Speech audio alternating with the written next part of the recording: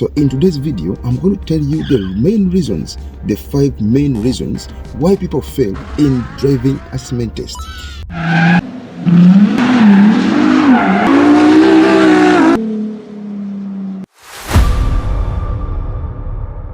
It's the only test that you're going to get after finishing your driving classes. So if you have, for example, if you have 10 hours of driving classes, you're going to have the assessment test after finishing 6 to 8 hours.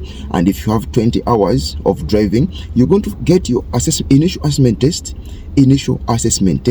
when you finish like 12 to 11 hours. So when you finish the night class, the next test is called initial driving test. Here in Dubai, you're going to do 2 driving tests. One, it will be for the driving school, and the other one is going to be the final test for RTA.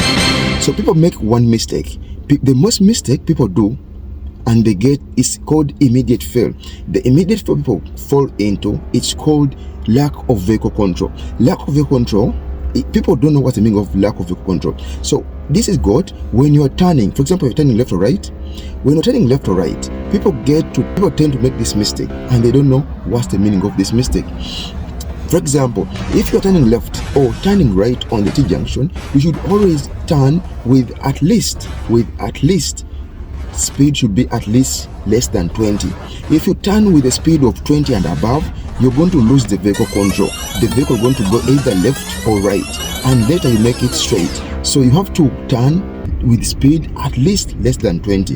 This is going to help you to turn and then bring your car direct to the lane. So if your vehicle touches either left or right lane, or right lines, not the lane, either left or right lines, so that's what they call lack of vehicle control. The other mistake, people don't stop on stop signs or stop lines.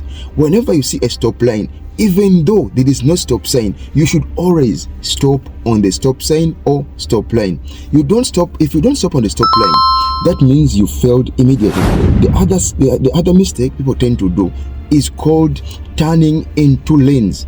For example, if you're turning left or turning right, most times on a T junction, you always have to turn left and then finish the turning in 1 lane. This I'm going to show you the way you should turn right or left. So this, to see the whole video about turning left and right, you should go to my YouTube channel and see this in details. And the other mistake is called lack of observation. And then if you lack observation, you're going to see like vehicles are going to be turning in your lane, or vehicles are going to be turning near you. So if you don't check this, if you don't check for the vehicles that are going near you, you should observe that. So if you don't have good observation, it's going to trigger the examiner to intervene. So once the examiner intervenes, for example, places the brake or holds your steering, or he tells you what you're gonna do, it means you lack observation. So lack of observation lets the examiner to intervene. Whenever he intervenes in your test, that means you failed immediately. So the other point is not giving way to other vehicles. This is called priority rule.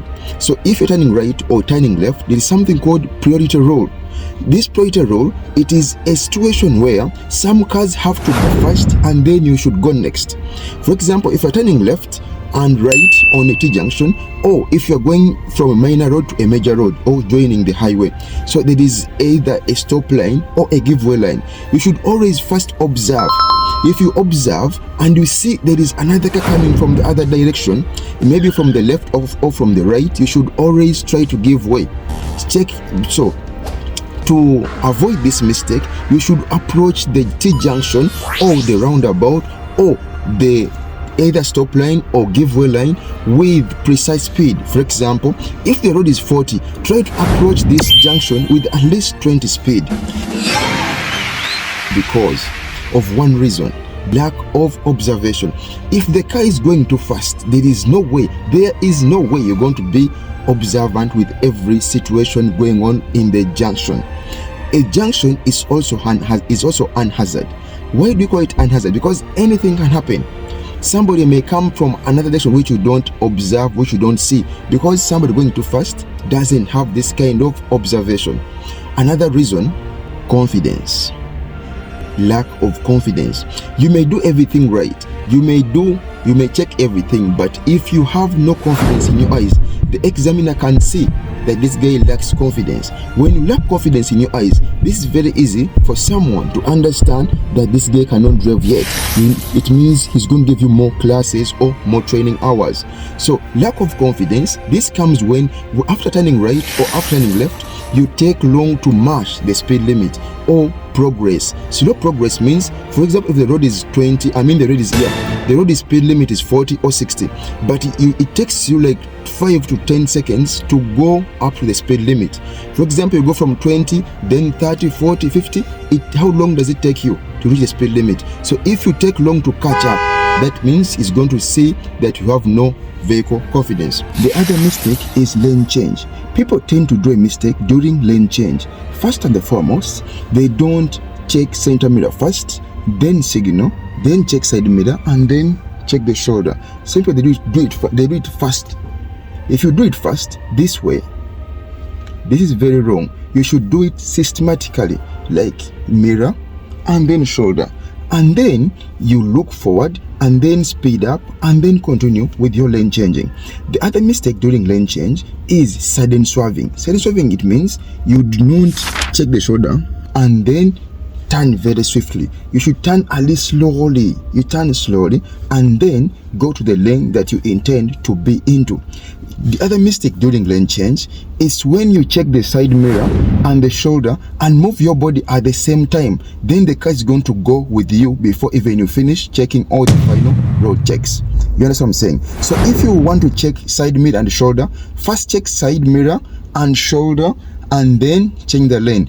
Don't check side mirror and shoulder and change the lane at the same time. And don't move your body. Moving your body when looking for shoulder is a very big mistake. So if you want to check side mirror and the shoulder, do it without moving your body. Your body should not move at any moment. You should only move your head. Don't move your body when doing leg. That is a very big mistake. Just move your head. If right shoulder, left shoulder, just. With all that being said, good luck with your upcoming test. It's been me, Best Dubai Instructor.